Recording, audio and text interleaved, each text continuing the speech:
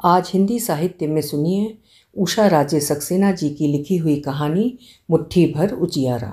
उषा राजे जी भारतीय प्रवासी हिंदी लेखिका हैं। लगभग 60 वर्षों से वो ब्रिटेन में हिंदी साहित्य को लेखन से तो समृद्ध कर ही रही हैं, हिंदी भाषा और साहित्य के प्रचार प्रसार में भी लगातार सक्रिय रही हैं। तो प्रस्तुत है उनकी कहानी मुट्ठी भर उजियारा मेरी आवाज़ में। मैं हूँ सीमा से। सुबह की सफ़ेदी में अभी भी रात की श्यामलता थी। धुंध की हल्की सी परत वातावरण को बोझिल बना रही थी। बस अभी सुबह होने वाली थी। पूर्व की ओर आसमान में लाल रंग धीरे धीरे फैल रहा था। शन्नो ने जाली का पर्दा हटाकर देखा। सूरज निकलेगा, उसने सोचा। तभी उसकी आंख सड़क पार फेंस पर बैठी लंबी पूंछ वाली काली टैबी कैट पर जाकर अटक गई। टैबी कैट किसी मुग्धा की भांति उगते सूरज को निहार रही थी, बिल्कुल शांत, ध्यानमग्न, मानो सूर्य देवता की आराधना कर रही हो। उसकी लंबी काली पूंछ दीवार की इस तरफ लटक रही थी। सुबह की सफ़ेदी और सूरज की फैलती लालिमा के बीच सिलुएट बनी बिल्ली उसे रहस्यमयी लगी। तभी ग्रे यूनिफॉर्म पहने के स्मार्ट लड़का कंधे पर बैग टांगे आया। सुख से बैठी बिल्ली की पूंछ बिला वजह झटके से खींच दी। बिल्ली एक दर्द भरे म्याऊं के साथ पेवमेंट पर गिरी। बिल्ली भयभीत बदहवास सड़क पर भागने की कोशिश में तेजी से आती लॉरी के नीचे से जान बचा बेतहाशा भाग रही है। भाग तो शन्नो भी रही है और बेतहाशा भाग रही है। शन्नो के अंग अंग में वेदना की लहरें मरोड़ लेने लगीं। जख्मों पर पड़े खुरंट उखड़ने लगे। विधवा बीमार सास और 2 बच्चों के साथ उसे छोड़ सुभाष एक दिन चुपचाप भाग गया। 5 साल उसने उनकी कोई खोज खबर नहीं ली। 3 महीने बाद बच्चों की सालाना फीस जमा करने जब बैंक से रुपए निकालने गई तो पाया सुभाष खाता झाड़ पहुँच गया था। इस बीच सास उसे खूब जली कटी सुनाती रही। हमेशा अपने भगोड़े बेटे को बेकसूर और उसे कसूरवार ठहराया। हालांकि वो जानती थी कि उसका बेटा हद दर्जे का खुदगर्ज रहा है। पहले भी उसने उन्हें कम दुख नहीं दिए। किशोरावस्था में एक बार देशाटन के लिए उनके कंगन ले उड़ा था। न चिट्ठी न पत्री, रोते रोते उनकी आंखों में रोहे उभर आए थे। 2 साल बाद आया तो जैसे कुछ हुआ ही नहीं। चांद से बेटे को सही सलामत देख सारे दुख दर्द भूल गई। फटाफट रामकली की सुंदरी भतीजी शन्नो से ब्याह दिया। सोचा नकेल पड़ते लड़का सुधर जाएगा।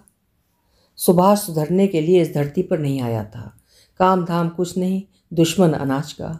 जल्दी ही 2 जुड़वा बच्चों को बीवी की कोख में डाल दिया। मन वही का वही बंजारा। वो कब रुकने लगा? कपड़ों की अलमारी में एक नोट छोड़ गया, विदेश जा रहा हूँ बस। शन्नो को काट मार गया। अड़ोस पड़ोस वालों ने शन्नो के सामने सुभाष की जन्मपत्री बाँच दी। शन्नो ने माथा पीट लिया। शन्नो की सास ने बेटे को तो दोष नहीं दिया, उल्टे बहू को ही कोसने लगी। मरी अगर उसको खुश रखती तो भला वो घर छोड़कर ही क्यों जाता? दान दहेज का मोह छोड़ खूबसूरती देख सिर्फ 2 जोड़े में ब्याह लाई थी। पास पड़ोस में घर की बेइज्जती ना हो इसलिए शन्नो चुप लगा जाती। बुढ़िया बेटे के इंतज़ार में एक दिन सुबह सुबह सूर्य को अर्घ्य देते देते छत से जो गिरी तो फिर उठ ही नहीं पाई। सास के क्रियाकर्म में काफ़ी रुपया पैसा खर्च हो गया।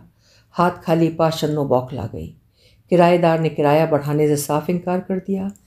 बचत के नाम पर बैंक में 10,000 की FDR बस। इन पैसों में अब काम चलने वाला नहीं, शन्नो ने सोचा।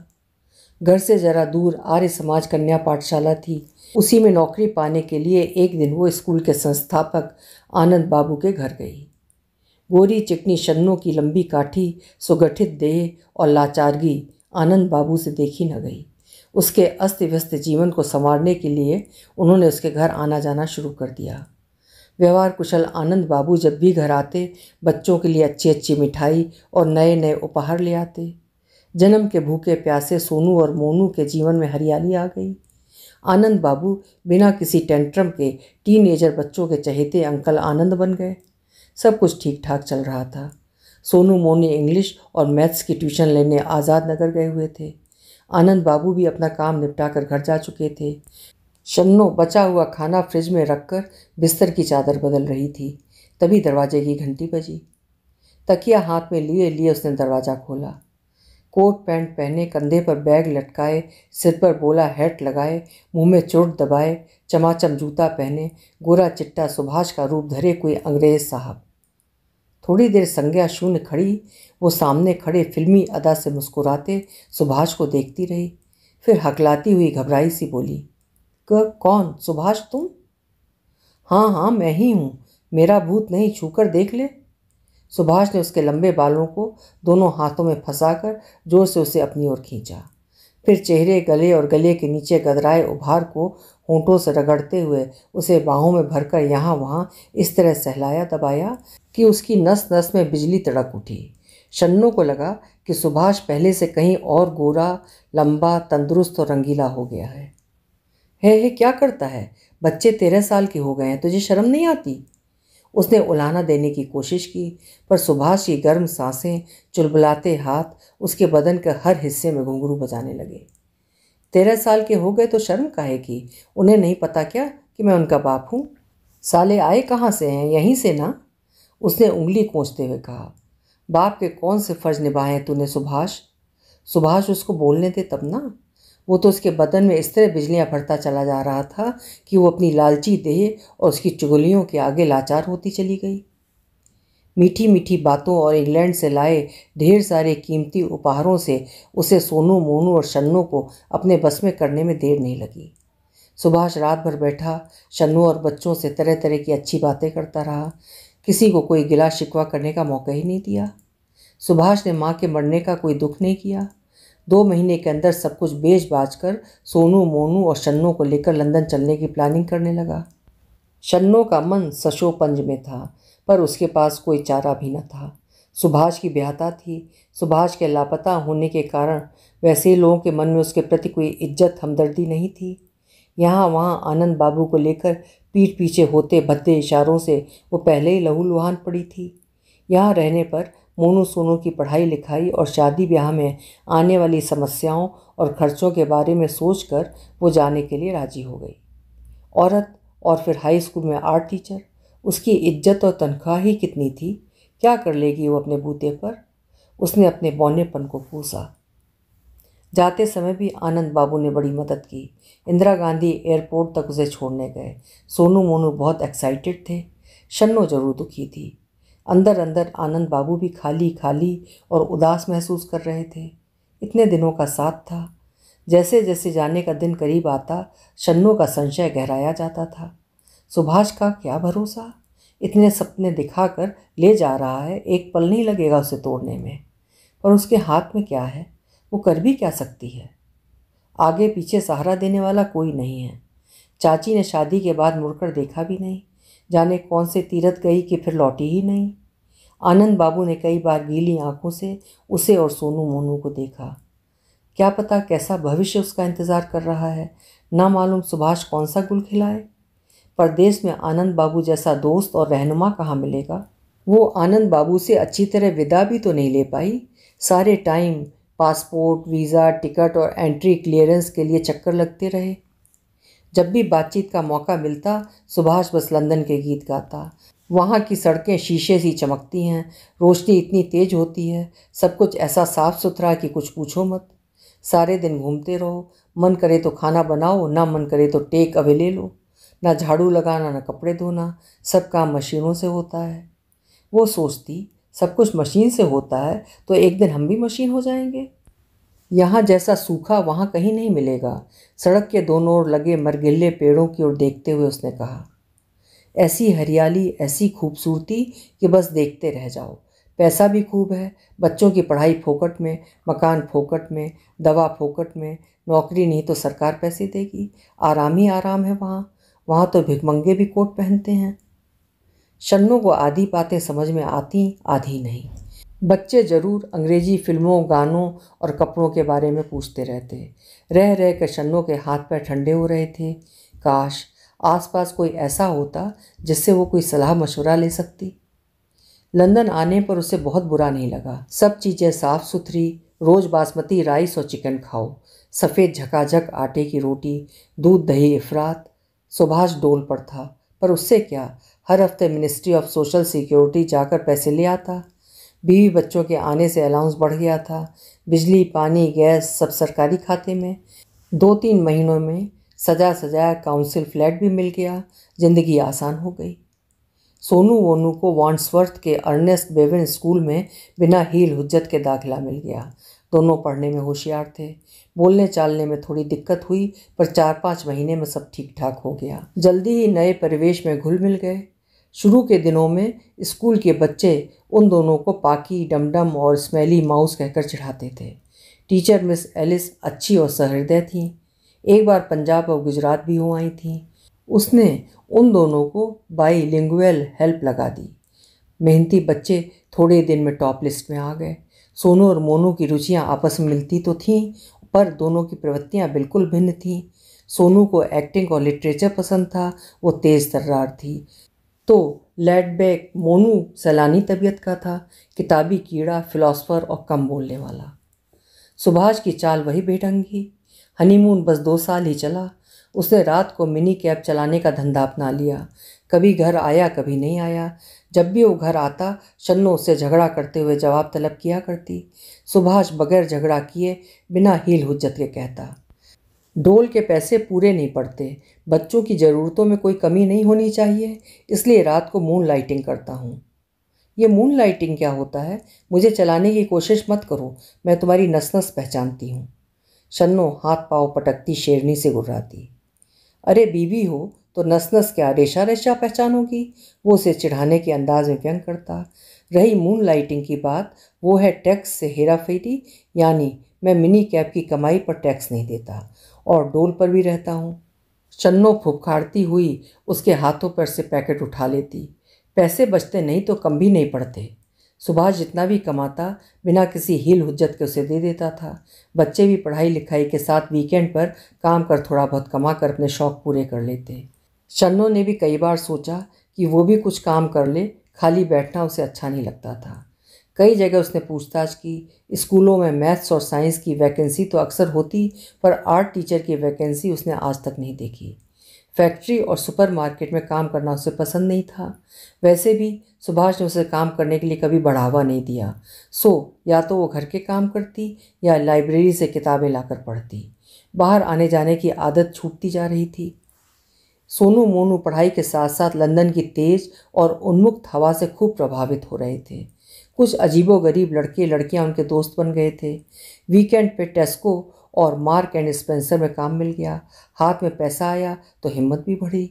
बाहर घूमना फिरना, छुट्टियों में बैग पैक लाद कर हिच हाइकिंग करते हुए पर्यटन करना शुरू हो गया। दोनों जब भी कहीं जाते, शन्नो के लिए कोई ना कोई अच्छा सा गिफ्ट जरूर लाते, पर शन्नो को ये सब बेमानी लगता। वो बच्चों की असाधारण बहुमुखी प्रतिभा से अनजान उनसे तालमेल नहीं बैठा पा रही थी। सुभाष ज़्यादातर बाहर ही रहता। अब जब से सोनू मोनू यूनी गए हैं तो अक्सर दोनों की शामें रेफरेंस लाइब्रेरी में गुजरती। कई बार वो लोग कैंपिंग भी कर लेते। अक्सर खाना भी वही कैंटीन में खा लेते। शन्नो दिनों दिन अकेली होती जा रही थी। उसे लगता वो एकदम फालतू हो गई है, किसी को उसकी ज़रूरत नहीं है। शायद वो एक डोरमैट है जिसे जो चाहे पैरों तले रौंद दे। इधर कुछ दिनों से शन्नो देख रही थी, सोनू की जीन्स कमर के नीचे सरकती जा रही है, टी शर्ट ऊंची होती जा रही है। एक दिन कॉलेज से लौटते हुए उसने नाक और नाभि में नथ पहन लिए, फेदर कट बालों को सुनहरे और लाल रंग में रंगवा लिया। कई दिनों की भरी बैठी शन्नो ने आओ देखा ना ताओ तड़ तड़ 4 चाटे उसके गालों पर जड़ दिए। सोनू थोड़ी देर भौचक्की खड़ी रही, फिर मम्मी का हाथ पकड़कर कड़की, देख मम्मी, आज तो मार लिया, दोबारा फिर कभी हाथ मत उठाना। यहाँ 18 साल की लड़की बालिग होती है। कई लड़के मेरे दोस्त हैं, चाहूँ तो आज ही घर छोड़ दूँ या पुलिस को बुला लूँ।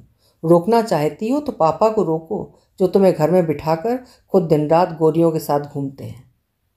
मोनू को रोको, जो लड़कों से यारी करता है, जब तब मेरे कपड़े पहनकर गे पार्टीज में जाता है। मैंने कोई ऐसा काम नहीं किया है। फैशन करना कोई क्राइम नहीं है। हाँ, शन्नो को तो काटो खून नहीं। क्या कह रही है बित्ते भर की लड़की? भाई और पापा पर इल्ज़ाम लगाते तुझे शर्म नहीं आती? कमीनी, उसी दिन के लिए तुझे पाल पोस कर बड़ा किया है। शन्नो कुछ न कर सकने की हालत में जितना जोर से चिल्ला सकती थी चिल्लाई, और फिर बुक्का फाड़ कर रोने के साथ दीवार से सर मारने लगी। ओ शिट, ये इंडियन औरतें सच्चाई तो फेस कर ही नहीं सकती, ना जाने किस डोडो लैंड में रहती हैं। कहती हुई सोनू ने गर्दन को एक झटका दिया और पैर पटकती हुई अपने छोटे बेडरूम में जाकर दरवाज़ा बंद कर लिया। कमरे के अंदर कानों में वॉकमैन के ईयर प्लग लगा स्टैचू की मुद्रा में खड़े रहने की कोशिश करने लगी। आजकल सोनू की एक स्ट्रीट आर्टिस्ट स्टूडेंट से खूब छन रही है। पिछले 2-3 रविवार से वो कॉन्वेंट गार्डन में उसके साथ ऑस्कर वाइल्ड के द गोल्डन प्रिंस के स्टैचू का नाटक खेल रही है। सोनू को अच्छा खासा थ्रिल मिलता है। कई दिलदार लोग तो उसकी टोकरी में 20 पाउंड के नोट तक डाल जाते हैं। शन्नो लड़की का साहस देखकर मन ही मन डर गई। लगा सोनू की इस धमकी में जरूर कोई ना कोई सच्चाई है। इधर वो बहुत दिनों से महसूस कर रही थी कि इसके चारों ओर जैसे कोई षड्यंत्र सा हो रहा हो। उसका बहुत कुछ कीमती कोई धीरे धीरे चुराता जा रहा है। कोशिश करने के बावजूद वो अपना वो कीमती कुछ सहेज नहीं पा रही है। घर के बाहर जो वातावरण है उसका जो असर परिवार पर पड़ता जा रहा है उस पर उसका कोई कंट्रोल नहीं रहा है। रोना छोड़कर वो सोचने बैठ गई। सुभाष से कुछ कहना बेकार है। वो तो कोतल घोड़ा है, घर में रहता ही कितना है, और फिर उसके लिए तो कोई बात गलत है ही नहीं। कुछ कहो तो दार्शनिक की तरह कहेगा, नथिंग इज गुड और bad, just thinking makes it so. So अपने आप को बदलो। भागवत गीता में भगवान कृष्ण ने कहा है, जो कुछ हो रहा है अच्छा हो रहा है। बेकार परेशान होने से कोई फ़ायदा नहीं। Live in Rome as Romans do. खाओ पियो और मस्त रहो। Live and let live. क्यों बेकार हर समय सबको टोकती रहती हो? खुद भी रोती हो, दूसरों को भी रुलाती हो। 18 साल की औलाद एडल्ट होती है। उन्हें पता है कि उन्हें क्या करना है। उन्हें अपनी ज़िंदगी आप जीने दो। टोका टाकी से तुम्हारा ही नुकसान होगा। दिनों दिन अकेली होती जा रही शन्नो की उलझनें बढ़ती जा रही थीं। उसे लगता उसके चारों ओर एक खंदक सी खुद गई है। तभी एक दिन सुभाष 25-26 साल की एक गोरी को घर ले आया और कहने लगा, ये जूलिया है, कैब ऑफिस में मेरे साथ काम करती है। इसके पास रहने की कोई जगह नहीं है। ऊपर एटिक वाला कमरा खाली है ना, उसी में रहेगी। नहीं नहीं सुभाष, मुझे कोई टेनेंट वेनेंट नहीं रखना है। इससे को कहीं और कोई और घर देखे। टेनेंट नहीं भाई, ये तुम्हारी छोटी बहन की तरह रहेगी, उसने गोरी को बाहों के घेरे में लेते हुए कहा। मेरी छोटी बहन?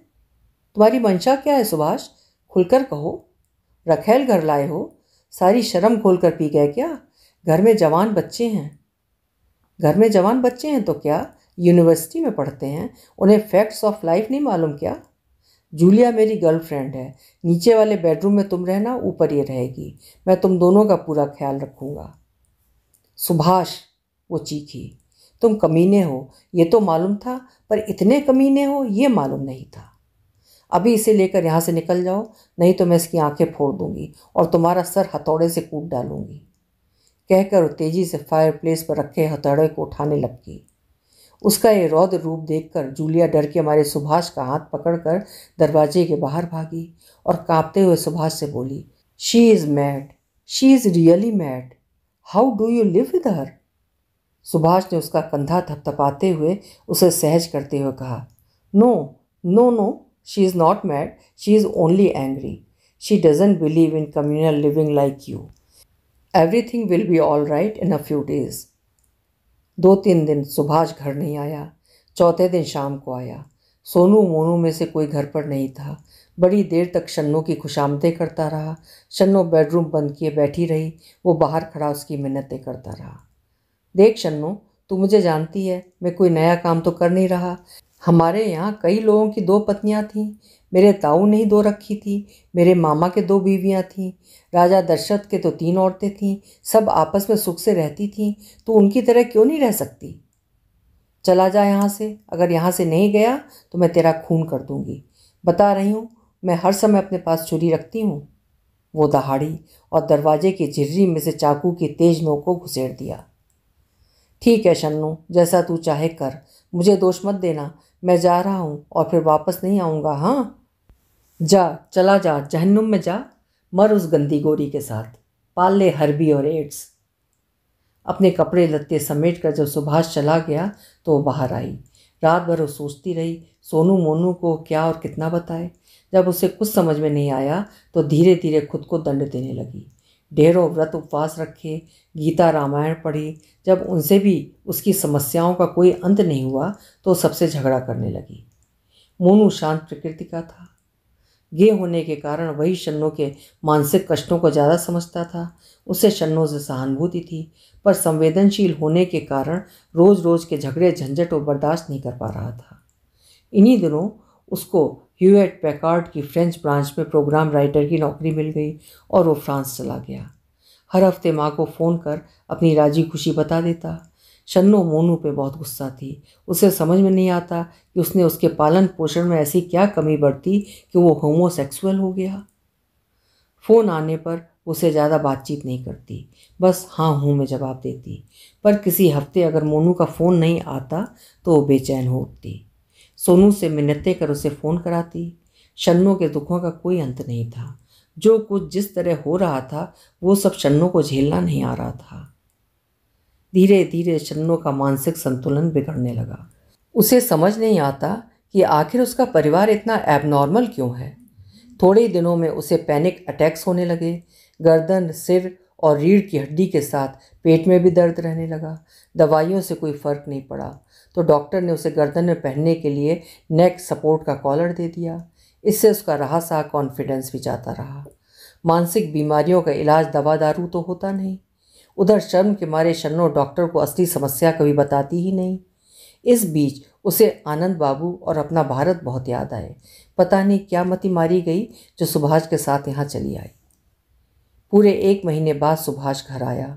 शन्नो कुछ बोली नहीं। वो 2-3 घंटे रहा फिर चला गया। सुभाष अपनी आदत से बाज नहीं आता और शन्नो मुखौटा लगा नहीं सकती। सारी समस्याएं ज्यों की त्यों, सुलझने का कोई नाम नहीं। अस्थिर शन्नो जब तब मौका मिलते ही सुभाष या सोनू पर झपट पड़ती। अच्छा खासा महाभारत छिड़ जाता। सुभाष ज़्यादा बोलता नहीं, कम बोलने में ही उसे अपनी सलामती नज़र आती। कभी वो ऊपर एटिक वाले कमरे में दरवाज़ा बंद करके सो जाता तो कभी नहा धो कपड़े बदल बाहर चला जाता या फिर रात भर बाहर रहता। शन्नो कुछ कर तो पाती नहीं। कभी रोती, कभी किस्मत को कोसती, कभी सुभाष या औलाद को कोसती। सोनू माँ बाप के झगड़े देख देख कर तंग आ गई थी। बाप से कभी कोई आंतरिक संबंध तो बना ही नहीं, सो उससे कहती भी क्या। अगर कभी कुछ कहती तो वो उसकी पीठ थपथपाते हुए कहता, देख सोनू, तू एडल्ट है, तुझे जो अच्छा लगे कर, बस खुश रहा कर। बेकार की बहस से दिमाग मत खराब किया कर। तेरी माँ से मेरा कोई झगड़ा नहीं है, उसे मेरी आदतें नहीं पसंद, सो उसकी मर्जी। She can live the way she wants to live. रोज़ रोज़ की खिचखिच से तंग आकर सोनू ने एक दिन माँ को आड़े हाथों लिया। मम्मी, तुम पापा के आते इतना शोर शराबा क्यों मचाती हो? अगर तुम्हारी आपस में नहीं पटती है तो तुम अलग क्यों नहीं हो जाती हो? क्या कहती है हरामजादी? अलग हो जाऊं? अरे अलग हो जाऊंगी तो तुम लोगों के शादी ब्याह का क्या होगा? शादी ब्याह? किसके शादी ब्याह की बात कर रही हो? मेरे या मोनू के? मोनू की शादी क्या करोगी? वो तो गे है। रही मैं तो शादी कभी करूंगी ही नहीं। सच बात तो ये है कि शादी वादी हमारी कुंडली में है ही नहीं। और क्या पाया है तुमने शादी करके? जो कुछ सुख तुम्हें मिला वो शादी से नहीं, आनंद अंकल। अभी सोनू बात पूरी भी नहीं कर पाई थी कि शन्नो जोरों से चीखते हुए सोनू पर झपटी तो डाइनिंग टेबल का कोना उसके पेट से ऐसा धंसा कि वो गिरते ही बेहोश हो गई। घबराई सोनू ने 999 पर फ़ोन करके एम्बुलेंस मंगवाया। मोनू को फ्रांस फ़ोन किया। पापा का कहीं पता नहीं था। दोनों भाई बहन रात भर सेंट जॉर्जेस हॉस्पिटल में बैठे रहे। नर्स ने कहा, यहाँ बैठने से कोई फ़ायदा नहीं, घर जाओ, थोड़ा आराम करो, कल शाम आना, तब तक तुम्हारी माँ होश में आ जाएगी।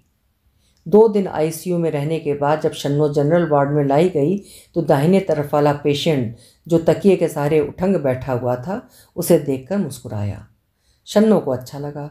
चलो, इस दुनिया में कोई तो है जो उसे देखकर मुस्कुरा सकता है। ऑपरेशन के कारण शन्नो दर्द से बेहाल थी, पर फिर भी जवाब में मुस्कुराते हुए उसने हेलो कहा। उस दिन एनेस्थेटिक प्रभाव से शन्नो सारे दिन जागती और सोती रही। दूसरे दिन सुबह जब वो उठी तो देखा दाहिनी तरफ वाला पेशेंट कुर्सी पर बैठा अखबार पढ़ रहा है। उस पेशेंट के चेहरे पर छोटी सी फ्रेंच कट दाढ़ी थी जो उसके खूबसूरत चेहरे को गरिमा प्रदान कर रही थी। शन्नो को उठा देख उसने अपनी कुर्सी के रुख को उसकी तरफ मोड़ते हुए कहा, हेलो शान, मेरा नाम रॉबर्टो है आज तुम्हारी तबीयत कैसी है? कल तो तुम दर्द से कराह रही थी। उसने मुस्कुराते हुए कहा तो उसकी आंखों के कोरों पर पड़ी लाफिंग लाइंस उसे और आकर्षक बना रही थी।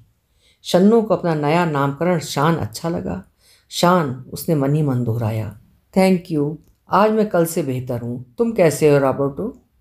बिल्कुल फिट, घोड़े की तरह तंदुरुस्त। 4-5 दिन में मुझे घर जाने की छुट्टी मिल जाएगी, उसने हंसते हुए कहा। ओह नो, इतनी जल्दी? अभी तुम्हारा परिचय ही हुआ है रॉबर्टो? शन्नो ने कमर से उठ रहे जानलेवा दर्द के बीच मुस्कुराते हुए मजाक में कहा। रॉबर्टो हल्के से हंसता हुआ बोला, अरे अभी तो पूरे 5 दिन बाकी हैं, तुम्हें भी अगले हफ्ते छुट्टी मिल जाएगी। हाँ सो तो है, वो कुछ उदास स्वर में बोली। शन्नो को घर की याद से वितृष्णा सी हुई। थोड़ी देर वो कमरे में पड़े फूलदार पर्दे और लेटे हुए अन्य पेशेंट्स को देखती रही। फिर उसकी आंखें झप गईं। जब आंख खुली तो उसने देखा रॉबर्टो खिड़की के पास खड़ा फूलों से लदे चेरी और सेब के पेड़ पर खिले नन्हे नन्हे गुलाबी और सफ़ेद पंखुड़ियों को देख रहा है। शन्नो को प्यास लगी। उसने बेड के पास रखे लॉकर पर से ग्लास उठाने की कोशिश की तो पेट में लगे टाँकों ने जोरों की टीस मारी। उसने नर्स को पुकारा। नर्स कमरे में नहीं थी। शन्नो की आवाज़ सुनकर रॉबर्टो ने पूछा, पानी चाहिए क्या? शन्नो मुस्कुराई और बोली, यस प्लीज़ रॉबर्टो, थैंक्स। पानी देते हुए रॉबर्टो ने शन्नो की गोल सुडौल और लंबी उंगलियों को प्रशंसात्मक दृष्टि से देखा। शान, उसने शन्नो की आंखों में देखते हुए कहा, तुम्हारी उंगलियां बहुत सुंदर और आर्टिस्टिक हैं। मेरा मन कहता है तुम स्वभाव से आर्टिस्ट हो। शन्नो के चेहरे पर बहुत प्यारी सी मुस्कुराहट आई। रॉबर्टो को लगा कि वो मैडोना सी खूबसूरत है। आज काफ़ी दिन बाद शन्नो को लगा उसके नकारे व्यक्तित्व को आज किसी ने पुचकारा है। शन्नो के अंदर की परतों में कंपित हिलोर सी उठी। वो जिंदा है। मुझे नहीं मालूम रॉबर्टो कि मैं आर्टिस्ट हूँ या नहीं। अपने देश के स्कूल में आर्ट पढ़ाया करती थी। पिछले 15 साल से रंग और ब्रश देखे ही नहीं, केवल दुख के काले भूरे रंग घुलते मिलते देखती रही हूँ। कहते हुए उसने गालों पर लुढ़क आए गर्म आंसुओं को टिश्यू से पोंछना चाहा, पर पोंछा नहीं। ओह, कलाकार को कभी रंग और ब्रश अपने से दूर नहीं रखना चाहिए। रही दुख की बात, वो तो कलाकार की ऊर्जा है। मैं कैनिंजारो हाउस विंबलडन में आर्ट रेस्टोरेशन का काम करता हूँ। एक बार कैनिंजारो हाउस आओ, देखो तो चारों ओर कैसा सौंदर्य बिखरा है। रॉबर्टो उसकी खूबसूरत कलात्मक उंगलियों को थपथपाते हुए बोला, मैं आऊँगी, जरूर आऊँगी रॉबर्टो। तुम्हारे साथ बैठकर मैं भी उस अमित सौंदर्य को अपने अंदर समेटूंगी, खुद से प्रॉमिस करती हुई वो मन ही मन बोली। दर्द की लहरों ने एनेस्थेटिक प्रभाव को और बढ़ा दिया। शन्नो रॉबर्टो की संवेदनशील निगाहों की ऊष्मा को अपने अंदर समोती गहरी नींद सो गई। रॉबर्टो उसके सोते हुए चेहरे पर बिखरी करुणा को बहुत देर तक देखता रहा। सरल सहज रॉबर्टो का हृदय शन्नो के दर्द को आत्मसात कर गया। रॉबर्टो को एक साथी असिस्टेंट की ज़रूरत थी। अगर शान उसके साथ काम करने को राजी हो जाए तो कैसा हो? रॉबर्टो ने सोचा। उसे शन्नो के दर्द से सुलगती आंखें बहुत सुंदर लगीं। शन्नो की जब आंख खुली तो उसने सोनू मोनू को अपने बिस्तर के पास विवर्ण और दुखी चेहरे के साथ खड़ा पाया। उसके हृदय में वात्सल्य का आवेग उमड़ा तो उसने दोनों के हाथ पकड़कर सीने पर रख लिए।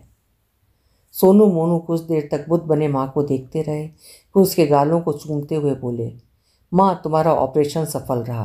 तुम्हारे पेट में ट्यूमर था जिसे समय से डॉक्टर ने निकाल दिया। अब तुम्हें ज़िंदगी की नई लीज मिली है। अब तुम खतरे से बाहर हो। हम तुम्हें खोना नहीं चाहते। हमें तुम्हारी बहुत चिंता है। तुम्हारा होना हमारे लिए बहुत ज़रूरी है। रॉबर्टो परिवार का मिलन बहुत ध्यान से देखता रहा।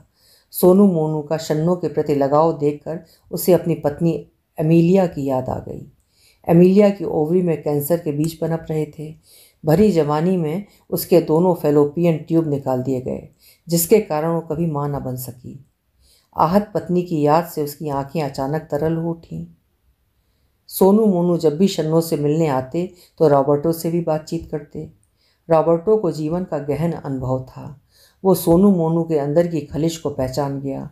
अतः वो उनसे समकालीन राजनीति, ग्लोबलाइजेशन और इकोनॉमी के साथ उसके कारण बदलती जीवन पद्धति और उससे उभरती जटिल समस्याओं पर भी बात करता। रॉबर्टो को सोनू मोनू असाधारण प्रतिभा संपन्न लगे।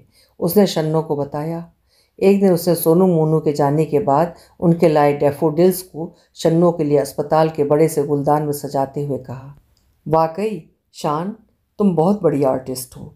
इतने खूबसूरत, नेकदिल और इंटेलिजेंट औलाद एक नेचुरल आर्टिस्ट ही पैदा कर सकता है। सच रॉबर्टो, तुम्हारा हर वाक्य मेरे अंदर एक नया इंकलाब भर जाता है। शन्नू ने अपनी लंबी सुडौल उंगलियों को देखते हुए कहा, that's like a good girl.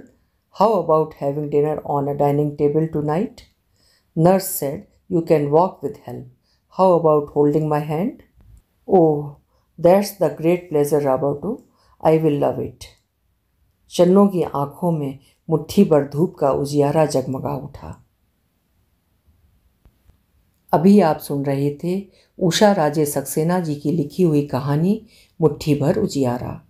कहानी आपको कैसी लगी कमेंट सेक्शन में अपनी राय जरूर लिखिएगा। कल फिर मिलेंगे। आपका समय मंगलमय हो।